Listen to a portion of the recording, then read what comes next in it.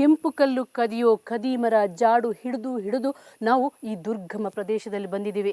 ದೂರದಲ್ಲಿ ಖದೀಮರು ಇನ್ನೂ ಕೂಡ ಕಲ್ಲು ಗಣಿಗಾರಿಕೆ ಮಾಡ್ತಾ ಇದ್ದಾರೆ. ಅವರ ಜಾಡು ಹಿಡಿದು ನಾವು ಹೊರಟಾಗ ನಮಗೆ ಆದ ಅನುಭವ ಹೀಗಿದೆ ನೋಡಿ.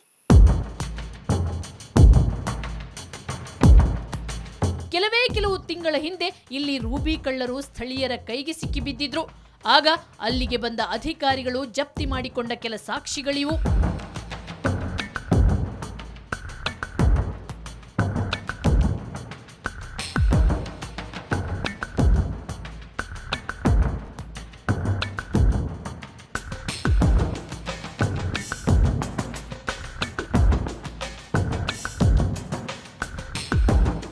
ಇವರು ರೂಬಿ ತೆಗೆಯಲು ತೆಗೆದ ಗುಂಡಿಯೊಂದನ್ನು ಹೀಗೆ ಸಿಮೆಂಟು ಮುಚ್ಚಳದಿಂದ ಮುಚ್ಚಲಾಗಿದೆ.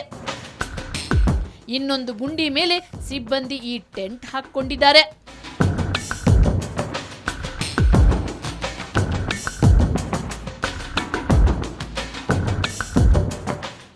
ಇಷ್ಟೆಲ್ಲ ಆದ್ಮೇಲೆ ಇಲ್ಲಿ ರೂಬಿ ಲೂಟಿ ನಿಂತು ಹೋಯ್ತಾ? ಈಗ ಇಲ್ಲಿ ಕೆಂಪು ಕಲ್ಲಿನ ನಿಕ್ಷೇಪ ಸುರಕ್ಷಿತವಾಗಿದೆಯಾ?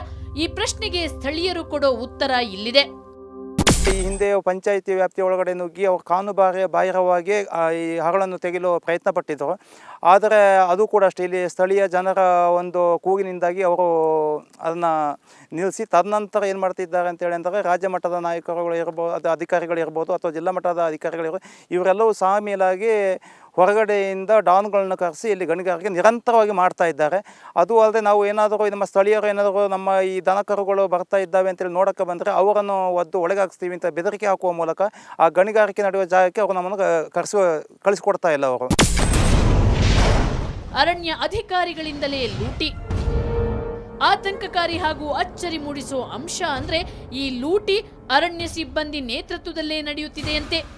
ಅವರಿಗೆ ಸ್ವಲ್ಪ ಕೊಡೋಣ, ನಿಮಗೆ ಸ್ವಲ್ಪ ಕೊಡೋಣ, ಖರ್ಚಿಗೆ ಆಗ್ತದೆ ಅಂತ ಹೇಳ್ಬಿಟ್ಟು ಈಗ ಅವರೇ ಎಷ್ಟು ಕೋಟಿಗಟ್ಟಲೆ ಮಾಡಿದ್ದಾರೆ ಗೊತ್ತಾ? ಕೋಟಿಗಟ್ಟಲೆ ಮಾಡಿದ್ದಾರೆ. ನಾವು ಇಲ್ಲಿಂದ ಆ ಕಡೆ ಹೋದ್ರೆ ನೀವು ಬೆಟ್ಟಕ್ಕೆ ಬಂದಿದ್ದೀರಾ ಕಲ್ಲೆ ಎಳ್ಳಿಲಿಕ್ಕೆ ಅಂತ ಹೇಳಿ ನಮ್ಮನ್ನು ಇಟ್ಕೊಳ್ತಾರೆ. ಬೆಟ್ಟಕ್ಕೆ ನಮ್ಮ ತಂಡಿ ಮನೆಯವ್ರನ್ನ ಯಾರನ್ನ ಹೋಗ್ಲಿಕ್ಕೆ ಬಿಡೋದಿಲ್ಲ. ಆಗ ಇದು ಇದರಲ್ಲೇ ಡಿಪಾರ್ಟ್ಮೆಂಟ್ ಇದ್ದವರೇ ಎಲ್ಲ ಮಾಡ್ಕೊಳ್ತಾರೆ. ಎಷ್ಟು ಕೋಟಿಗಟ್ಟಲೆ ಮಾಡಿದಾರೆ ಗೊತ್ತಾ? ಇದೇ ಫಾರೆಸ್ಟ್ ನಾವು ಕೈವಾಡದಲ್ಲಿ. ಈಗ ನೀವು ಬಂದಿದ್ದು ಕರೆಕ್ಟಾಗಿ ಹೋಗ್ಬಿಟ್ಟಿದೆ ಇದು ಮೇಲೆ ಫೋನಲ್ಲಿ. ಅವರವರೇ ಮಾಡ್ಕೋತಾರೆ, ಅವರೇ ಮಾಡ್ತಾರೆ ಅಂತೇಳಿ ನಮ್ಮ ಊರವರಿಗೆ ಗೊತ್ತು. ಇಲ್ಲೋದ್ರೆ ಇವ್ರನ್ನ 3 ಜನರನ್ನ ಇಲ್ಲಿಂದ ಎಬ್ಬರಿಸ್ಬೇಕು. ಆ ಹುಡುಗಿದ್ದನಲ್ಲ ಅವನು ಮೈನ್ ಅಧ್ಯಕ್ಷ ಅವನು. ಅಲ್ಲಿ ಕೆಲ ಪ್ರಭಾವಿಗಳು ಅಧಿಕಾರಿಗಳಿಗೆ ಭಾರೀ ಲಂಚ ತಿನ್ನಿಸಿ ಇಲ್ಲಿನ ಸಂಪತ್ತನ್ನ ನಿರಂತರವಾಗಿ ಕೊಳ್ಳೆ ಹೊಡಿತಿದ್ದಾರಂತೆ. ಅವರು ಫಾರೆಸ್ಟ್ನವರು ಶಾಮೀಲಾಗಿ ಇವತ್ತು ಅಲ್ಲಿಂದ ಕಲ್ಲು ರಾತ್ರಿ ಅಲ್ಲಿ ವ್ಯವಸ್ಥಿತವಾಗಿ ಕಲ್ಲು ಹೋಗ್ತಾ ಇದೆ, ಆಲ್ರೆಡಿ ನಡೀತಾ ಇದೆ. ನೀವು ಈಗ ಬೇಕಾದ್ರೆ ಹೋಗೋ ಸಮಯ ನೋಡಿ, ಆ ನೀರು ಹೋಗುವ ಚರಂಡಿಗಳಲ್ಲಿ ಅಲ್ಲೆಲ್ಲ ಸಣ್ಣ ಸಣ್ಣ ಪೀಸ್ಗಳು ಸಿಗ್ತಾ ಇದೆ. ಅದು ಒಂದು ಸರಿ ಮುಚ್ಚಿ ಆದಮೇಲೆ ಸಣ್ಣ ಪೀಸ್ ಎಲ್ಲಿಂದ ಬರ್ತದೆ? ಆ ಸಣ್ಣ ಪೀಸ್ಗಳು ಬರಬೇಕಾದ್ರೆ ಅದು ಇದನ್ನ ಅಗ್ದ ಕಾರಣಲ್ಲೂ ಅಲ್ಲಿ ಬರ್ತಾ ಇರೋದು. ಅದು ಬೇಡ, ಬೇರೆ ಕಡೆ ಎಲ್ಲ ಹುಲ್ಲುಗೆಲ್ಲ ಕವರ್ ಆಗಿದೆ, ಆ ಏರಿಯಾದಲ್ಲಿ ಹುಲ್ಲು ಕವರ್ ಆಗಿಲ್ಲ. ಇದು ಒಂದೇ ಜಾಗದಲ್ಲಿ ಮಣ್ಣು ತೊಳೆದ ನೀರು ಯಾವಾಗ ಉದ್ದೇಶಕ್ಕೋಸ್ಕರ ಹೋಗ್ತಾ ಇದೆ, ನಾವು ಅದನ್ನು ಸಹ ನಾವು ಯೋಚನೆ ಮಾಡಬೇಕಾಗುತ್ತೆ. ಫಾರೆಸ್ಟ್ ಡಿಪಾರ್ಟ್ಮೆಂಟ್ ಅವ್ರು ಯಾರು ಬರ್ತಾ ಇಲ್ಲ. ಬಂದರೆ ಇವರು ಟೆಂಪರರಿ ವಾಚರ್ ಬರ್ತಾರೆ, ಅವರಿಗೆ ಲಂಸಮ್ ಸಿಗ್ತಾ ಇರ್ತದಲ್ಲ, ಅವ್ರು ಬರೋ ಅವಶ್ಯಕತೆ ಏನಿಲ್ಲ. ರೇಂಜರ್ ಎಷ್ಟು ಸರಿ ಬಂದಿರ್ತಾರೆ, ರೇಂಜರ್ ಅಂತ ಕೇಳಿದರೆ ಗೊತ್ತಾಗ್ಬೋದು ನೀವು ಸ್ಪಾಟಿಗೆ ಎಷ್ಟು ಸರಿ ನೀವು ಬಂದಿದ್ದೀರಾ ಅಂತೇಳಿ. ಸ್ಥಳೀಯರಿಗೆ ಈ ಬೆಟ್ಟಕ್ಕೆ ಬರದಂತೆ ತಡೆದು ಖದೀಮರಿಗೆ ಅಕ್ರಮ ಗಣಿಗಾರಿಕೆ ನಡೆಸಲು ಅವಕಾಶ ನೀಡುತ್ತಿದ್ದಾರೆ ಅನ್ನೋದನ್ನ ಸ್ಥಳೀಯರು ಸಾಕ್ಷಿ ಸಮೇತ ವಿವರಿಸ್ತಾರೆ. ಬೆಟ್ಟಕ್ಕೆ ದನ ಹೊಡಿತೀವಲ್ಲ, ದನ ಹೊಡೆಯುವಾಗ ಈ ದನಗಳನ್ನೆಲ್ಲ ಹೊಡೆದು ಬೆರೆಸ್ತಾರೆ. ಯಾಕೆ ಹೋಗಿ ಗೊತ್ತಾ? ಇವರು ಇಲ್ಲಿ ಕೆಲಸ ಮಾಡುವಾಗ ಅವ್ರು ಈ ಕಡೆ ಬರಬಾರ್ದು ಅಂತ ಅಲ್ಲಿ ಮೇಲೆ ಹೋದ್ಗಡೆ ಕಾಣ್ತದೆ, ಅದಕ್ಕಾಗಿ ಹೊಡೆದು ಬೆರೆಸ್ತಾರೆ. ಆ ಥರ ಇಲ್ಲಿ ವಾಚರ್ ಮೈನ್ ವಾಚರ್. ಅಷ್ಟೇ ಅಲ್ಲ, ಈ ಖದೀಮರಿಗೆ ಎಲ್ಲೆಲ್ಲಿ ನಿಕ್ಷೇಪ ಸಿಗುತ್ತೆ ಅನ್ನೋದರ ಮಾಹಿತಿಯನ್ನ ಗಣಿ ಮತ್ತು ಭೂವಿಜ್ಞಾನ ಇಲಾಖೆ ಅಧಿಕಾರಿಗಳೇ ಕೊಡ್ತಿದ್ದಾರೆ ಅನ್ನೋ ಆರೋಪ ಇವರದ್ದು. ಸ್ಪಷ್ಟವಾಗಿ ಗಣಿ ಮತ್ತು ಭೂ ಇಲಾಖೆಯವರು ಇದಕ್ಕೆ ಶಾಮೀಲಾಗಿದ್ದಾರೆ. ಯಾಕೆಂತೇಳಿ ಅಂದರೆ ಈ ಗ್ರಾಮಸ್ಥರಿಗೆ ಎಲ್ಲಿದೆ ಅಂತ ಒಂದು ಸ್ಪಷ್ಟೀಕರಣವಾಗಿ ಹೇಳೋಕ್ಕೆ ಆಗ್ತಾ ಇಲ್ಲ. ಆ ಥರ ಮೈಸೂರಿನಲ್ಲೇ ಕುಳಿತಂಥವರು, ಬೆಂಗಳೂರಿನಲ್ಲಿ ಕುಳಿತಂಥವರು, ಆಗ ಮಡಿಕೇರಿ ಕುಳಿತಂಥವರು ಬಂದುಬಿಟ್ಟು ನೇರವಾಗಿ ಅವ್ರು ಬಂದು ಎಲ್ಲೇ ಆಗಿದ್ದರೂ ಕೂಡ ಅವರಿಗೆ ಈ ರೂಬಿ ಸಿಗ್ತಾ ಇದೆ. ಆದ ಕಾರಣದಿಂದ ನಾವು ಇದು ನೇರವಾಗಿ ಇದು ಗಣಿಗಾರಿಕೆಯವರು ಮತ್ತು ಅರಣ್ಯ ಇಲಾಖೆಯವರ ಸ್ಪಷ್ಟವಾಗಿ ಅವರ ಕೈವಾಡ ಇದೆ ಅಂತ ಹೇಳ್ಬೋದು ನಾವು. ತಾವೂರು ತಣ್ಣಿಮಾಣಿ ಗ್ರಾಮದ ನಡುವೆ ಇರೋ ಈ ನಿಶಾನಿ ಬೆಟ್ಟದಲ್ಲಿ ಸಿಗೋ ರೂಬಿಗೆ ಭಾರಿ ಬೆಲೆ ಇದೆಯಂತೆ.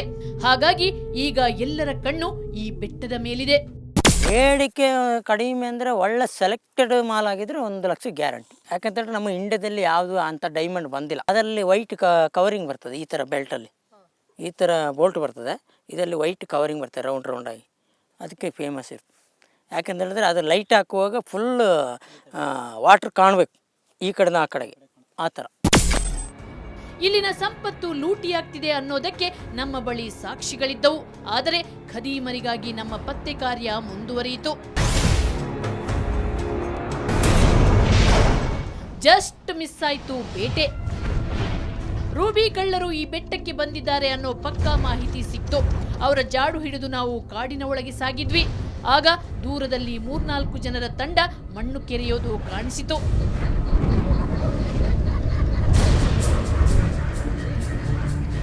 ಅವರನ್ನ ಹಿಡಿಬೇಕು ಅಂತ ನಮ್ಮವರು ಅವರತ್ತ ಓಡಿದ್ರು. ಆದ್ರೆ ಆ ಖದೀಮರು ಕಣಿವೆಯಿಂದ ಜಾರಿ ತಪ್ಪಿಸಿಕೊಂಡ್ರು.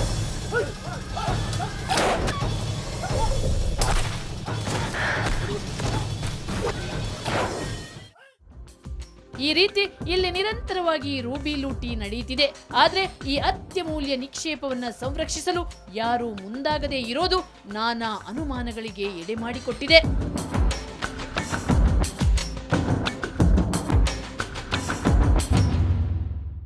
ಅರಣ್ಯ ಸಚಿವರೇ, ಏನಿದೆಲ್ಲ? ನಿಮ್ಮ ಅಧಿಕಾರಿಗಳ ಕಣ್ಣ ಮುಂದೆ ರಾಜ್ಯದ ಅತ್ಯಮೂಲ್ಯ ಸಂಪತ್ತು ಲೂಟಿಯಾಗ್ತಿದ್ರೆ ನಿಮ್ಮ ಅಧಿಕಾರಿಗಳು ಷಂಡರಂತೆ ಕೈಕಟ್ಟಿ ಕುಳಿತಿದ್ದಾರೆ. ತನ್ನಿಮಾನಿ ಗ್ರಾಮಸ್ಥರು ಆ ಸಂಪತ್ತನ್ನ ಸಂರಕ್ಷಿಸುವ ಬಗ್ಗೆ ಕಾಳಜಿ ವಹಿಸಿದ್ರೂ ಕೂಡ ಭೂವಿಜ್ಞಾನ ಮತ್ತು ಗಣಿ ಇಲಾಖೆ ಅಧಿಕಾರಿಗಳು ಲೂಟಿಕೋರರಿಗೆ ಸಹಾಯ ಮಾಡ್ತಿದ್ದಾರೆ. ನಾಚಿಕೆಗೇಡಿನ ವಿಚಾರ. ಇನ್ನು ಮುಂದೆ ಆದರೂ ಮುಖ್ಯಮಂತ್ರಿಗಳು ಈ ಕೆಂಪು ಕಲ್ಲಿನ ನಿಕ್ಷೇಪವನ್ನು ಸಂರಕ್ಷಿಸಲು ತುರ್ತು ಕ್ರಮ ಕೈಗೊಳ್ಳಬೇಕು. ಇದು ಇವತ್ತಿನ ಕವರ್ ಸ್ಟೋರಿ. ಮುಂದೊಂದು ಸ್ಫೋಟಕ ಸುದ್ದಿಯೊಂದಿಗೆ ಮತ್ತೆ ಶುಕ್ರವಾರ ಬರ್ತೀನಿ. ಅಲ್ಲಿವರೆಗೆ ನಿಮ್ಗೇನಾದ್ರೂ ಸಮಸ್ಯೆ ಸಂಕಷ್ಟ ಇದ್ರೆ ನಮ್ಮ ಈ ವಿಳಾಸಕ್ಕೆ ಬರೀರಿ. ಕವರ್ ಸ್ಟೋರಿ ವಿಭಾಗ ಸುವರ್ಣ ನ್ಯೂಸ್ 24/7, ನಂಬರ್ 36 ಕ್ರೆಸೆಂಟ್ ರಸ್ತೆ, ಶಿವಾನಂದ ಸರ್ಕಲ್, ಬೆಂಗಳೂರು 1. ನಮ್ಮ ಇಮೇಲ್ ವಿಳಾಸ coverstory@suvarnanews.in. ನೇರ, ದಿಟ್ಟ, ನಿರಂತರ ಸುದ್ದಿಗಾಗಿ ನೋಡ್ತಾರೆ ಸುವರ್ಣ ನ್ಯೂಸ್ 24/7.